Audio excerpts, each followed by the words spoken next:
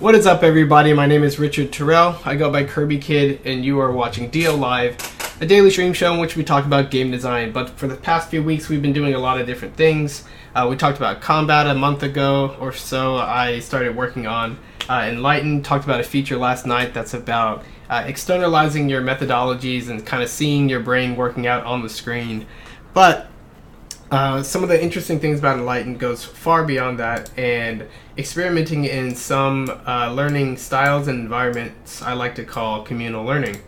And as the name suggests, communal learning is all about working with other people to improve your own learning. And for the most part, what we do with their learning is a highly personal, highly internalized experience. We take our own perception, our own observations, our own feelings, and we try to weave those together to build lasting memories in which we reflect upon or analyze in some way to build insights, and then we act upon those insights. So at no point in that little chain is there any easy avenue for somebody else to step in and help you out there. They could be in the same room sharing the same experience, but you both take away different things and feel different things, and so on and so forth.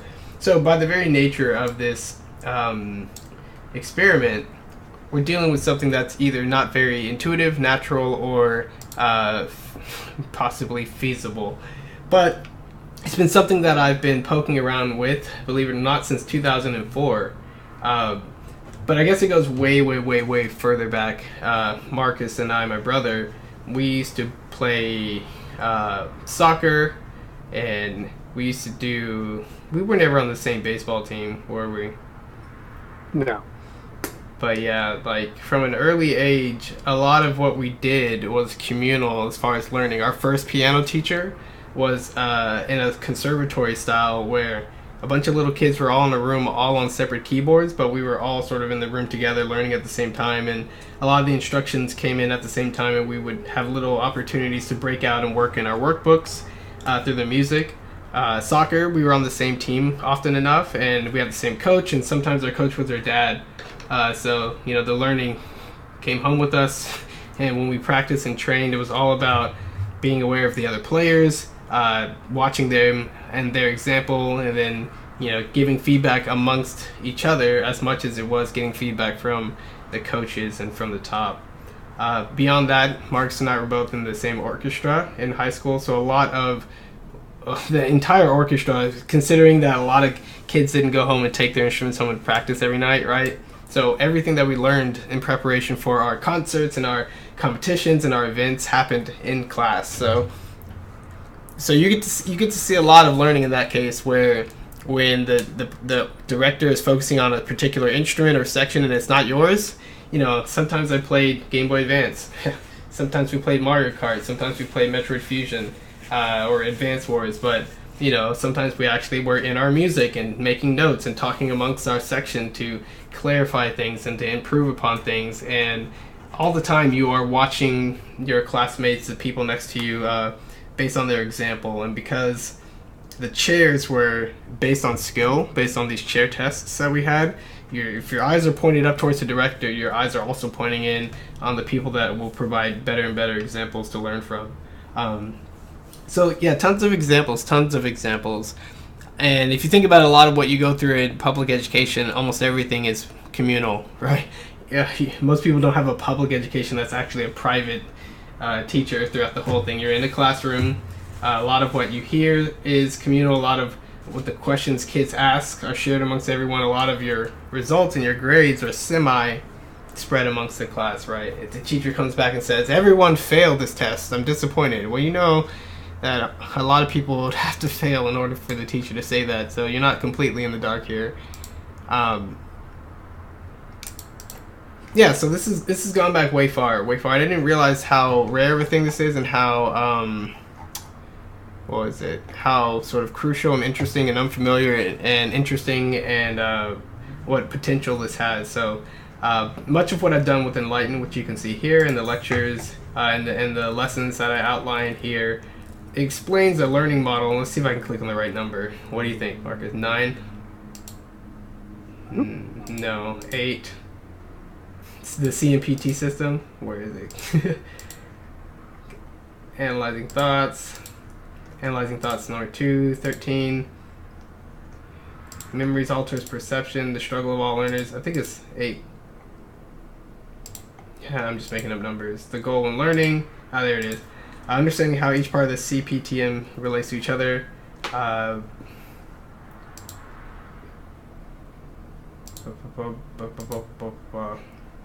So I actually start talking about it here. Understanding curiosity, perception, experience, thoughts, memories, and methods. It's basic structure for how I define learning. And it starts with curiosity, which is a super important part. But one of the things I think I said was, a lot of what you learn is based on curiosity, because when you are more curious, you're more engaged. And when you're more engaged, when you're more engaged, you have a richer experience and more detailed perception. And when that happens, you build stronger memories. And when you have stronger memories, you can build better methods, and the whole system kind of revolves around curiosity. But there's a lot of things you can do to kind of substitute for curiosity. You can have discipline, which is rare and not in high quantity when you find it. Or you can kind of lean on social scenarios and situations to kind of push you over the edge. So if everyone else is like working hard around you, doing their homework and in the books, it's kind of takes a lot more energy to slack off when everyone else around you is working. It takes a lot more energy to not pay attention when everyone else is engaged and laughing and having fun and talking. It just takes, and when it's more energy to disengage than it is to engage, that's kind of a net gain, I think. But yeah, without getting too much into Enlighten, there's just like reminiscing on random stories and attempts that we've made to do things in the past. Like that one time we tried to, with completely zero experience, make our own, piano composition based on Rhapsody in Blue, and fusing it with the Super Mario Brothers melody. For some reason, we thought we could do that, and the weirdest part, we thought we could do it in some kind of a collaborative process when neither of us have done it before. Needless to say, that project didn't get very far off the ground. But another interesting one was, so I had a Pocket PC in high school, and Pocket PCs were basically smartphones before smartphones, and I had Pocket Word and Pocket Excel, and I had a file manager, and I had a video player, and I had a microphone. No cameras. Cameras weren't built into everything back then, but I could write on the screen and draw notes and do a whole bunch of things. And I had been using Pocket PCs basically since I was in middle school. So by the time I got to high school in 2001, I was like using it for everything, and teachers let me, just because teachers almost let me do whatever I wanted. So I don't know if that was much of an issue.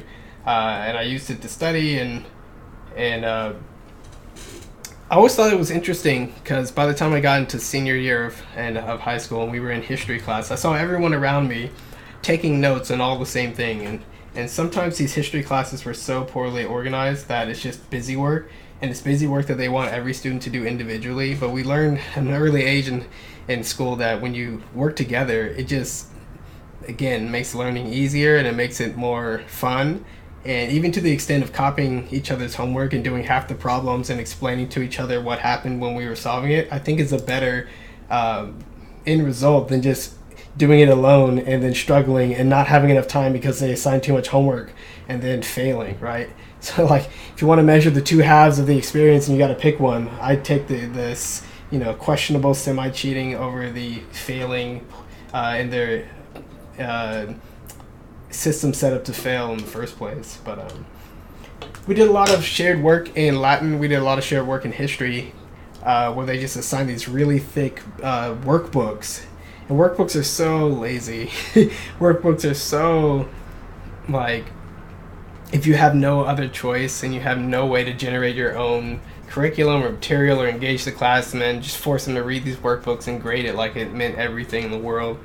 So, as students, we were always aware of the quality of the things they were asking us to do. So we were just always more focused on not learning the wrong way and not worrying about the consequences. And I think that's one thing that a lot of that the kiddos at the top of the class were pretty dedicated to. Just like, we're not going to kill ourselves staying up all night to do this project that is essentially we're not really learning, we're just getting it done for the grade. So we're going to find a way to get it done for the grade, and maybe in doing so learn better than we would have otherwise. But yeah, but that was a lot of high school, I guess. I think in college there's really nothing communal to do outside of my Japanese class. I had a lot of friends in Japanese class, and we would study together just because it was more fun, and help each other remember vocab words. And a lot of times that just involved like every person coming up with their own random mnemonics and then sharing them, and that helped stick so much better than not. It's kind of like naming these puzzles in Enlighten, right? Like, if these were all vocab words and then somebody comes up with a cool name, like, oh, this looks like a rocket ship, let's call it rocket ship, then that has a much better chance of sticking. One, if you engage with it more like that and create mnemonics and link it to things you already know. And two, that social element, just coming from somebody else, somebody that's your friend or somebody you respect or somebody whatever, gives it an increased chance of sort of making it that much more engaging, right? It's just kind of like the power of people and being in social groups. So, did a lot of that in Japanese, and I remember one of our Japanese friends, Brent Walter, he was struggling hard to remember what a lot of the vocab words were, and then he was like, oh, boshi o kabute, which is to wear a hat. And he's like, how am I going to remember this? He's like, kabute sounds like kaboom, so you put a hat on your head and it explodes. I was just like, whatever works. Yeah, and I've never forgotten it, so apparently it works, and it just doesn't take much. So in that sense, communal learning and relying on the sort of lateral thinking that comes from other people's brains, right, can help boost you and kick you out of your own sort of uncreative, self-cyclical bad habits and kind of kick you into other directions. Which is kind of interesting when you think about Enlighten. I see a lot of that happening in the players that I observe, right? Everyone can get stuck doing just about anything on any level of difficulty, but just a tiny ounce of lateral thinking, of outside thinking or other than thinking, can break them out of their habits so quickly. It's amazing, right? I talk a little bit about the stickiness of thought somewhere in this lecture series. Consider memory a model for memory. Explain the model. Yeah, I took all the images and sounds off, so that's why this is looking a bit bare. But I talk about the stickiness of thought somewhere in here. Because once you think something, it's really hard to unthink it. And when you can only think by thinking of things you've already thought, and then the things you think are making it harder for you to think about anything else, that's why we get stuck so easily, and it's so hard to break out of our habits, right? So that's just another random thing that comes to mind. But Marks and I have done a lot of experimenting with different ways to benefit from working together when learning as opposed to working independently. And let me see if I can pull up a picture. One Smash. One Smash itself is an effort to help people gain communal learning. We'll talk about this one first. Where is it?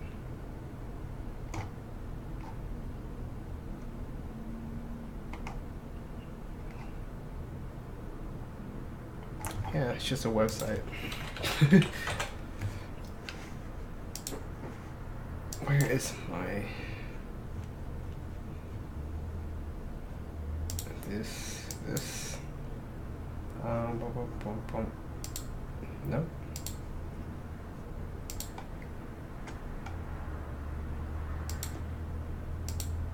There we go. Yeah, right here. So yeah, we made One Smash a long time ago. It was just our effort to help the Smash community. And a lot of what One Smash was basically like, hey, we saw the power of Smashboard and how people shared information from a long time ago. We were there before the internet was really a thing, and we played Smash during that time, before videos and before forums really for us and social media.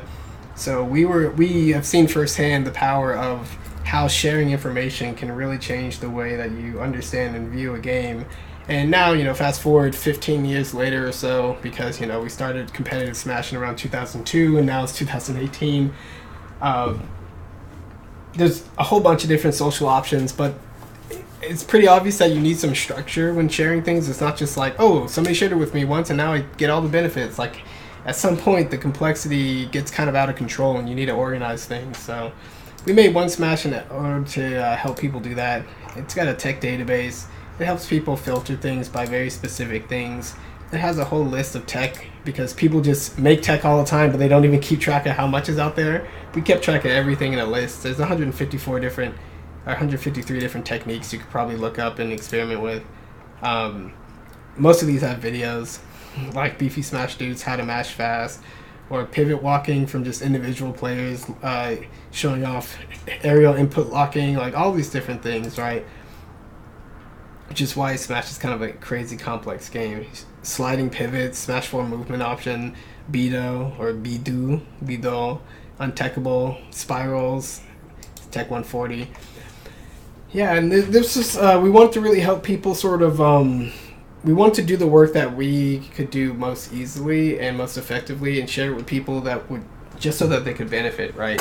So they didn't really have to do much to benefit from this, and that was kind of half the point. That's another way of kind of understanding communal learning, people doing what they do best and sticking to their strengths and having the whole group benefit from it. We all can think of examples where, like, if one person takes over and organizes something, everyone can benefit from it, right? Tournament TOs are kind of like that. They're just for every 1,000 smashers or whatever, there's like a TO. So that small group of tournament organizers do a lot to make the entire community run by throwing tournaments and it's really work. It's just no other way around it. It's a job. And you sit there, you're managing money, and you're managing schedules, and you're managing fire codes and building responsibilities and all that, just to have people get together and play a video game.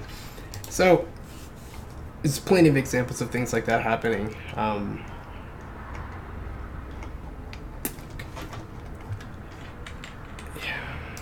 Let me see. By extension, designoriented.net. Marcus and I designed this database, this DO Super Search. Where is it? Talked about this on the stream before, but if you've never seen it, this was also an effort to help people find information, share information, and discover things that other people have done sort of independently, but weave it together in a way where everyone can benefit. Gain facts on the right, and then critiques on the left, whether it's video or text or whatever. Lots of ways to type in and narrow down your search, right? If I type in the game Kirby, Kidiko's Uprising, mentions Kirby there, abstract on abstraction, one-hit wonders, Kirby and texture. Hey, something I didn't write. I'm in your skin, using your moves, the Kirby article, Co-Star, Galaxy Mode, Mother-in-Law Test, Brandon Gamer mentions Kirby in there somewhere.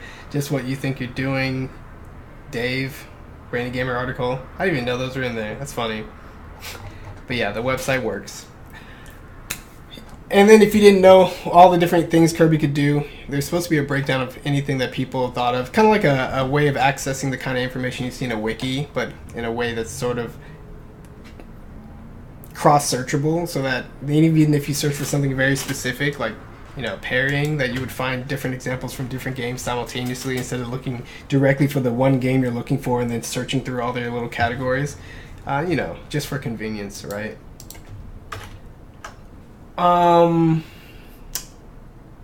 Some of the discussions we have in the Discord were communal learning, where everyone picked a game and then we picked a topic like understanding combat, understanding skill, understanding level design, and then we would break it down and all do these really bite-sized contributions that would add up. I probably could find that, actually. Because I keep records and spreadsheets of everything. Let's see, long study. I call them long studies. I don't know why. Maybe because it took a long time to finish it and we were studying things. But here's an example of one right here. So this was our attempt at communal learning, and what's interesting is we had about 10 volunteers, and what did we do? we went back and forth and just kind of brainstormed off of each other and like, oh, what do you like about your platform of choice? I like that it has this. And then what do you like about your platform of choice? I like that it has this. And this person goes, oh, I think I value how enemies are multi-staged and dynamic in this game. Enemies latch on to DK and DK can move them around to other areas at the cost of maneuverability. Then DK can dislodge enemies. You guys can barely read that. And then DK can dislodge enemies. Enemies can be toppled, and enemies can move somewhat outside of their initial spawn area. So this is something I liked about Donkey Kong Country Jungle Beat.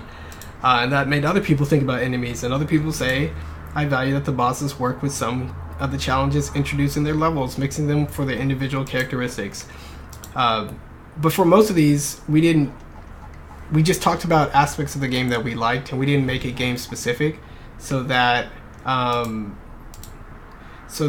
when we listed everything out and organized it by DO topic, as you can see here, it's color coded, we were able to see how many of our games, met that criteria or how many didn't.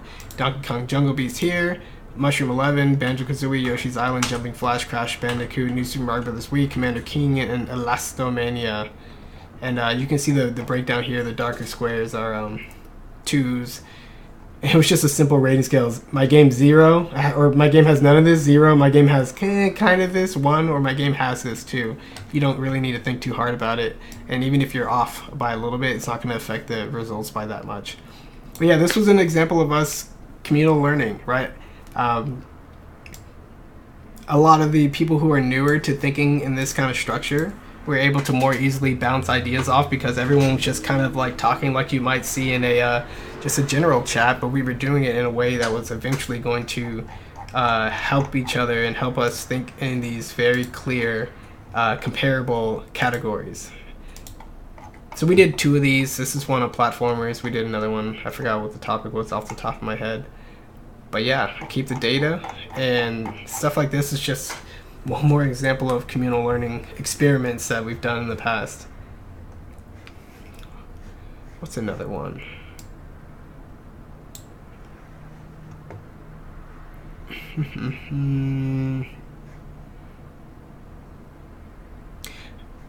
Marcus, you should remember the Pokemon one, right? What was that called? Pokemon Gym?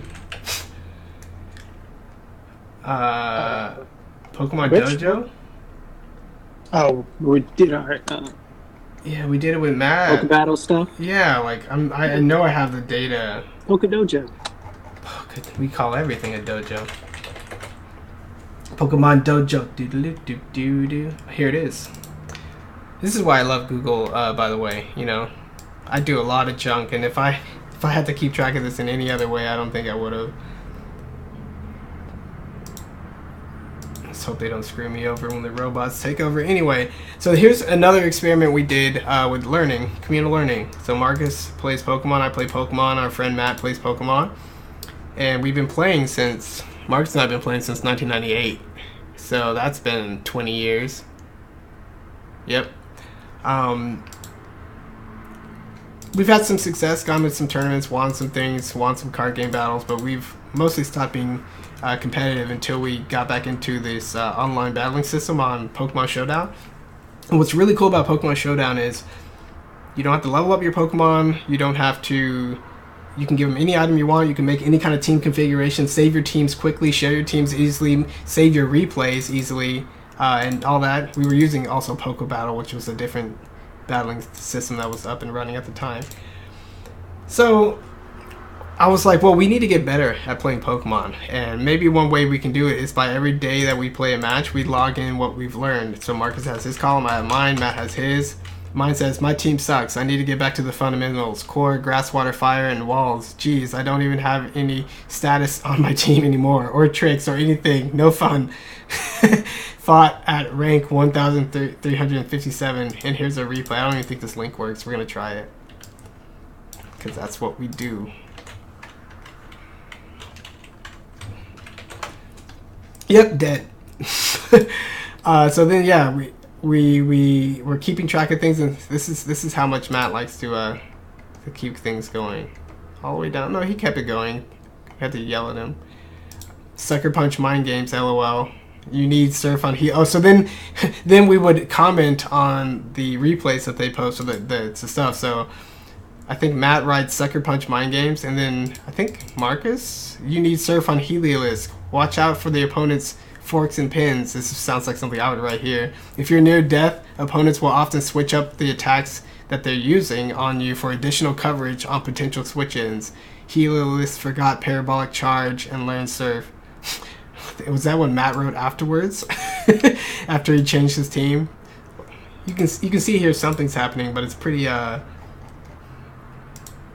oddly organized. So then we have this other tab on the same document, right? Battler, this is your name. What does it say? Team Pokemon match. So if you're talking about a matchup, you type it here. Otherwise, you type in your team name because we named our teams. Here's the threat, and then here's the check and counter if you can come up with one. So Matt has a Toxicroak, which he likes, even though he hates frogs. The threat is Dragon Dance Gyarados, and the check is Water Falling Block with Dry Skin, because this Toxicroak has the ability Dry Skin to absorb the water move. Toxicroak, but then you're Sitting Duck to Earthquake. Then, if you switch into Noivern, you can possibly trick it at Choice Specs if you have Switcheroos. So far, this is before Z moves, by the way. So far, your check is a multi-Pokemon maneuver. This means you have a weakness against the setup. I think Marcus, that sounds like something Marcus would write in response to Matt talking about Dry Skin, and never came up with a counter for it. But as you can see, my team, we're not good in Quad A. Eviolite Chansey is with counter, Soft Boil, Thunder Wave, and Seismic Toss. That's a threat, because apparently I lost to it. My check is Superior, which I can't spell. Substitute to block status, Leech Seed to get super health from Chansey, Taunt to stop health regain of Chansey. So that's my check to this stupid threat. And as you can see, we kept it up for like 4 entries. But that's actually interesting. It kind of takes me back to those old days. Here's team text. We kept track of our teams. Here's my team, we're not good. So you can see it all here, right? It's just so cool to keep records of the junk you do. Saltfest Tornadus, Landers, Life Orb, Sylveon Leftovers, Ambipom Life Orb, Agronite with the Megastone, and Superior Leftovers with 0 IVs and HP. That's my custom blend. I don't think anybody else has ever done that because it sounds stupid. Jolly Nature, Protect, Substitute, Taunt, Leech Seed. And when you have less IVs in your hit points, you are more easily able to recover a percentage of your hit points back rather than the raw number of your hit points, which means you can make substitutes easier. And I have leftovers. I ran a big root set, but you know, all the data's here, and we can even take these teams and play with them now, right? And we dated some of these. 2007, 2016, 2015. Crazy. Here's some of the battles we went through. Here's all the replays. Marcus opposing. Oh, this is when we couldn't figure out if you were on the front side or the back side for whatever reason. Marcus likes to play Yu most of all. Marcus got most of these victories in here. New U2. And then Battle Scrub. This is, what is this? Oh, this is when we were trying to copy the entire battle text out. So yeah, here's turn 4. Sedinja is being withdrawn. This is a Marcus battle because it has a Sedinja in it. And here's battle data. This looks like stuff you were doing because I don't remember seeing any of this. Yeah, those are still active, those replays. Because you switched over to Showdown instead of Poke Yeah, Battle. those are Showdown. Yeah, so this is an effort for us to actually get better at Pokemon, and you can see the basics behind it. It's just like, how about you think about why you lost? How about you get somebody else to look at what you're doing? You're like, it's not rocket science. It just requires you to actually do it, and half the time that requires discipline, when otherwise it's so easy to click next battle and try to find some chump that makes you feel good for winning with your trash team every now and then. It's just really easy to develop those bad habits. Oh, I still have that team. What, in U2? Wait, was it Sedinja's had 2 Blastoise, Haxorus, Krookodile, Ditto? Yeah. Haxorus. It's on my Google. Yeah, it's on my Google Chrome cookies. Google Chrome cooks. There was a video I talked about in the other video, and I probably talked about in the other video of Watsim talking about how we got good at Splatoon. There was the 5 things which I talked about last night, but you can see a lot of those things happening here. You play a lot, so we played every day. You look at your own battles, you get friends to comment on your own battles, you focus on a small small, like one team at a time instead of popping around, and we were kind of doing it, just didn't do it enough, right? And when you're serious about developing, thinking about the checks and counters and doing it, I really feel like this would have helped me. This is just one more effort in communal learning that we've done. And even though these experiments only lasted like a few weeks of us actually contributing to it, we learned a lot, especially when we keep the records of it. I think we learned a lot. Here's another. What's another one? What's another one? Communal learning. I mean, Enlighten has it built in. I can show that at any time. I think I've already talked about it, but what's so in general, how we approach Smash. In the beginning of Smash 4, it was like labbing all day. It was so fun. We were on our 3DSs, and Marcus would be labbing stuff, and on the demo, we would just be labbing those characters like crazy and looking really closely at how the moves work and thinking of possibilities and sharing things. And that's why Marcus and I both play Mario. We were both labbing it, and all the stuff we were labbing were cool. And like, well, I'm not going to stop playing this really cool character that I found out how cool he was, right? And even though we were sharing so much information, we obviously have our own style. Like, I really feel like people who are afraid of their creativity and uniqueness being squashed out by doing communal learning or any kind of learning just have nothing to fear. Without trying, you will develop your own habit. And it's just your own style. That's just gonna happen. No one can learn something exactly the same way and execute in exactly the same way. It's just not how. As long as it's sufficiently complex, which nearly everything is, that you're going to learn, otherwise it'd be too easy and you wouldn't even worry about learning it, then you're going to develop your own style. So that's a cool thing. That's a cool thing there. So heading into Smash Ultimate, we're trying to take all these experiences we've learned from and do it right? Or just do it better, right? We've learned so much.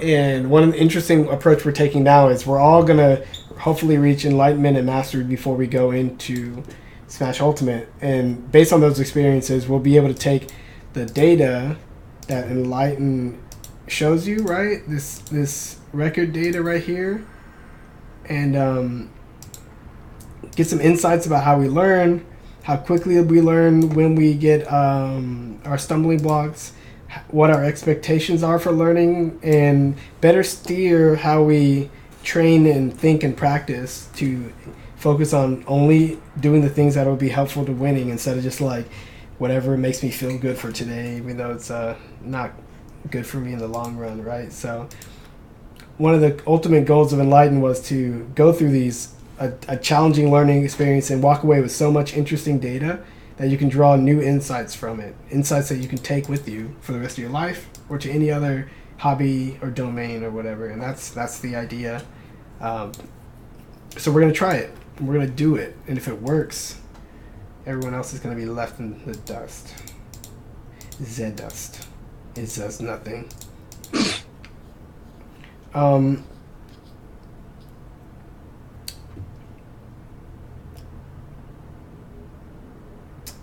Yeah, that's kind of interesting too.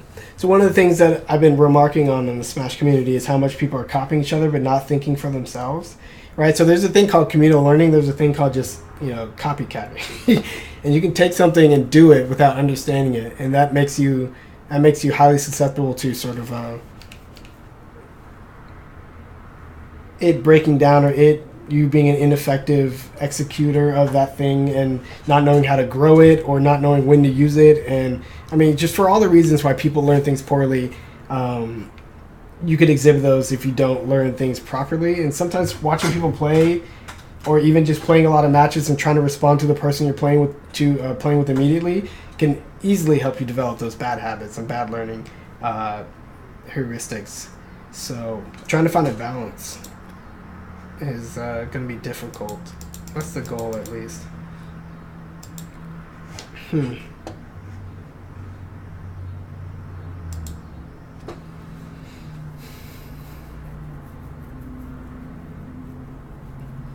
Yeah, because I think at the end of the day, again, it relies so much on your own motivation and your own curiosity and your own personal experiences to build up the stuff that you're going to need to rely on for a strong foundation.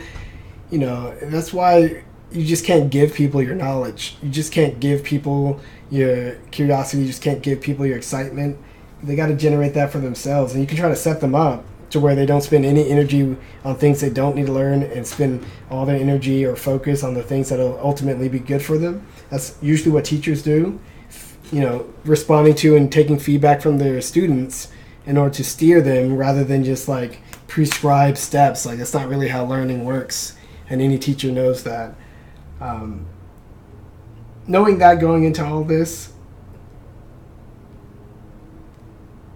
I think it sets my expectations to where I can expect things to work and people to give it an honest shot, but I also know at the end of the day, we're fighting years of ingrained habits, and that's going to be hard enough to break, let alone wrap our heads around. So that's what's on the horizon. Those are all the interesting communal learning things I could come up with off the top of my head. I mean, with Smash alone, I put out exercises for people to do, thought experiments and all these things, just work kind of like like training exercises and things for people to really learn from. And people have done it and responded well to it, but as far as keeping that up or following their progress, it's just so hard. It's just so hard to basically run a effective social experiment or a scientific study when you're just a hobbyist. A hobby on top of a hobby on top of a hobby, right? But maybe this next time. So that's just about that's everything I want to say about communal learning. The few people in Design Oriented, which is our Discord, which you're welcome to join because it's free and open. There's some really dedicated people that have really taken a lot of what we do here to heart, and they work hard. A lot of people like to be flies on the wall or lurkers or whatever. And, everyone can do what they want, but as far as setting a goal and wanting to get better at game design, wanting to understand games better and talk about games better, I don't know if there's any other way but actually engaging and actually, talking and stepping up.